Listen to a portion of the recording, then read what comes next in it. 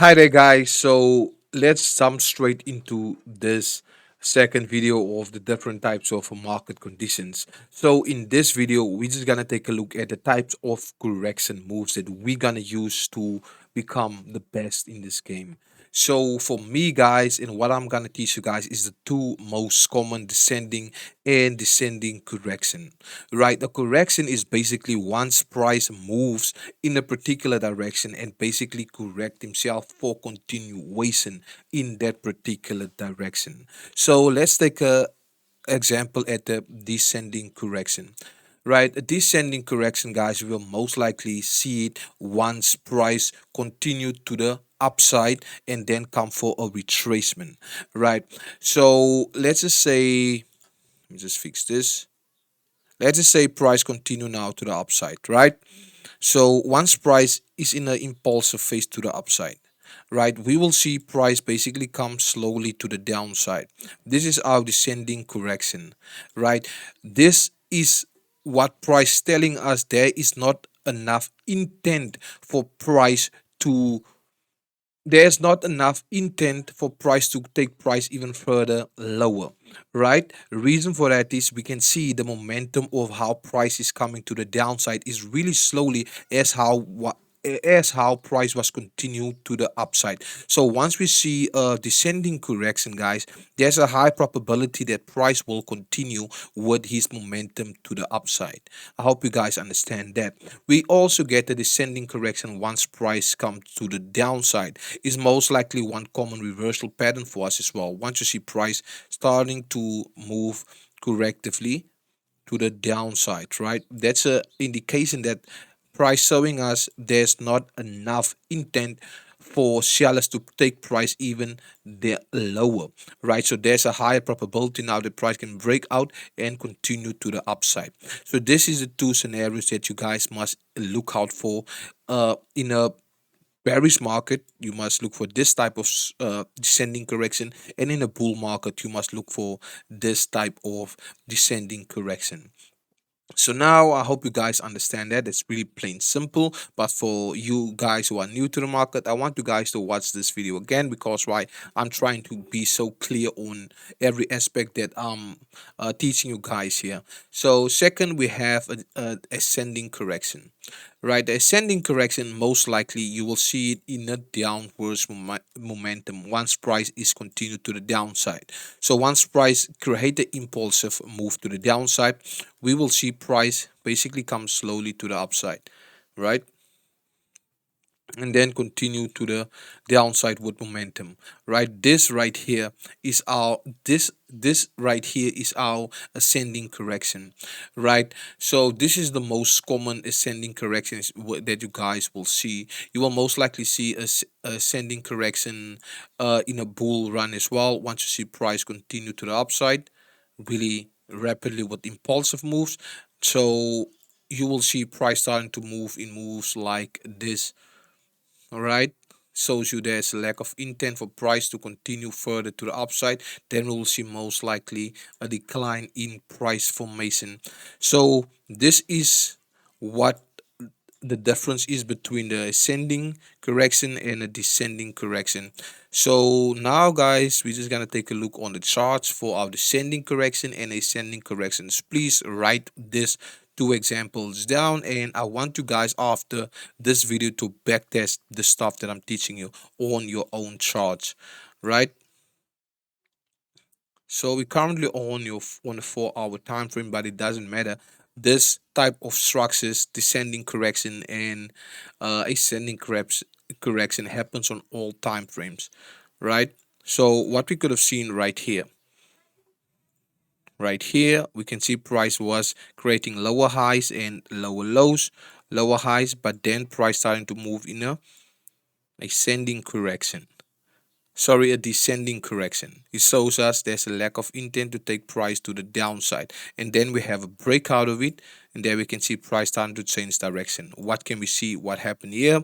Price create another descending correction. As you guys can see, this too is basically the same as how price is looking right here, right? So this is not a ascending correction right here. This is only a range, guys. This is a range of the market once price moving to the side.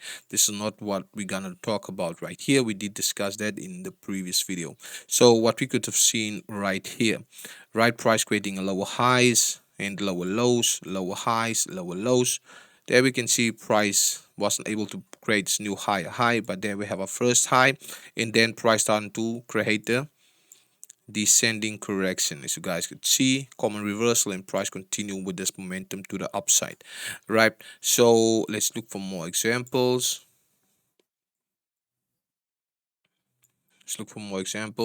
Here we can see we have a lower high, right? We have a lower low, and here we have a beautiful, guys, ascending correction, right? Ascending correction basically shows us that the momentum is going to continue to the downside. So this is what we're going to look out for, right? You can see that. So let's look for more. Especially in an upwards move, we most likely gonna look for descending corrections. Here we can see we have a descending correction after push phase, guys. We're gonna wait for this descending correction and then the breakout, right? This is basically what we're gonna look out for. There we can see we have another descending correction. Price continue to the upside, right? So the difference between a descending and ascending correction is the difference between a ascending correction and a descending correction from a range or consolidation is that a consolidation is only moving to the side.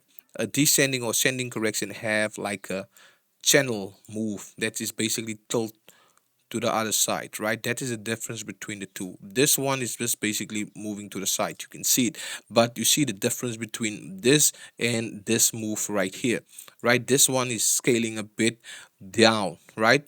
This one here as well is scaling to the downside, right? Look here, this is a range because why, this is only plain moving to the side. So that is what the difference is between the two. Don't get confused, guys. Don't get confused of to spot a range and a descending correction. But if you just start it out, guys, you will still be lost. It's gonna take time and practice for you to become better, right? But I trust and I promise you guys will become great at it. So here you guys can see we have another descending correction, and after descending correction we can see price starting to range, right? You can see price starting to range. So let's look for more. Here we have a ascending correction, right? A lower high, a low, a lower low, a lower high, descending correction, momentum to the downside, right? Let's continue. So here we have a ascending correction, momentum to the downside. Here we can see this is just only a plain range. You see the difference between the two, right? This one is only moving to the side, and this one is basically showing you that the tilt to the upside, but slowly. That's the difference between the two. So let's look for more examples. Here we can see it as well, ascending correction and then a momentum to the downside, right? So I don't think I can go a bit further. Yeah. So this is it for this video, guys. During the course I'm just gonna implement more of the stuff, and I hope you guys understand everything that I'm basically teaching you guys here. And if you guys don't understand it, please watch this videos again. I know you guys will get an eye-opening once you're going through this work that I'm currently teaching you guys right here, because why, it's really plain and simple. I'm not here to complicating this course. I'm here to make it simple as possible, guys. So yeah, I hope you guys understand the ascending correction and the descending correction. Now I want you guys to go over your own charts and back test it, even on your phone. Back test it, guys. See the ascending correction, see the descending correction, see and look out for the two types of corrections that I did discuss in this video, right? So this is it for this video, guys. I know I did say I'm not gonna make this video so long. That is why I'm gonna try my best to keep these videos under 10 or 20 minutes. So please go to your charts, backtest this descending and ascending corrections on your charts, right? Because right, this is going to be really beneficial for you. And remember, guys, this is not only on the 4-hour time frame. This happen on all the time frame. So I want you guys to go to your daily, your 4-hour, your 1 hour, your 15 minute, and your 5 minute, even on your 1 minute. Back test, train your brain and your eyes to see the corrective wave. So this is it for this video, guys. See you guys in the next lesson.